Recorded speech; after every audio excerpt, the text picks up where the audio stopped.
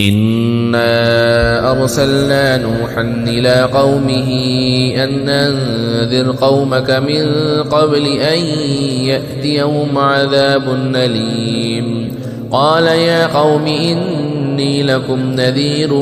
مبين أن اعبدوا الله واتقوه وأطيعون يغفر لكم من ذنوبكم ويؤخركم إلى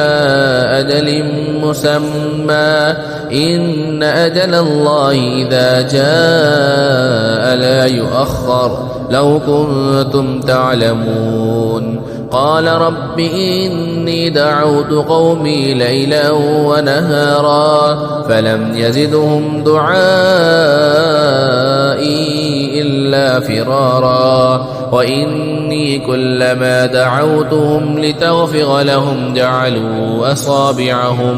جعلوا أصابعهم في آذانهم واستغشوا ثيابهم وأصروا واستكبروا استكبارا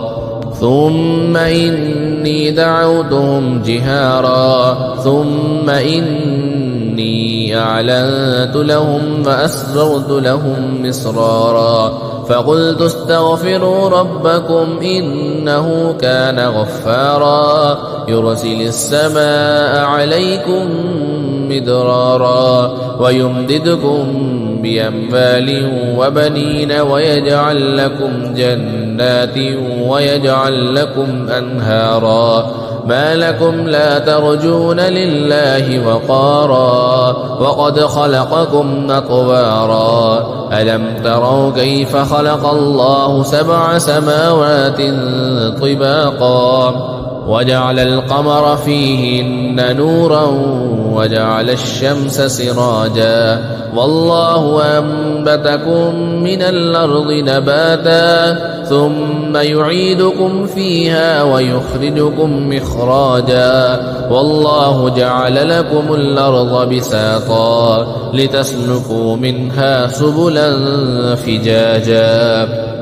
قال نوح رب إنهم عصوني واتبعوا من لم يزده ماله وولده إلا خسارا ومكروا مكرا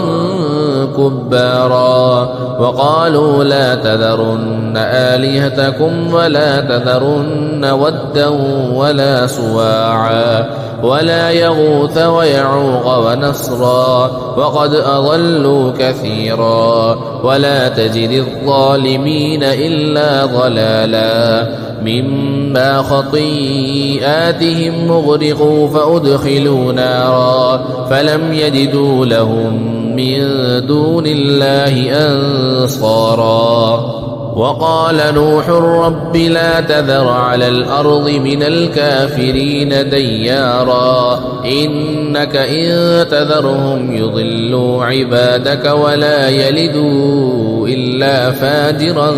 كفارا. رب اغفر لي ولوالدي ولمن دخل بيتي مؤمنا وللمؤمنين والمؤمنات ولا تزد الظالمين إلا تبارا.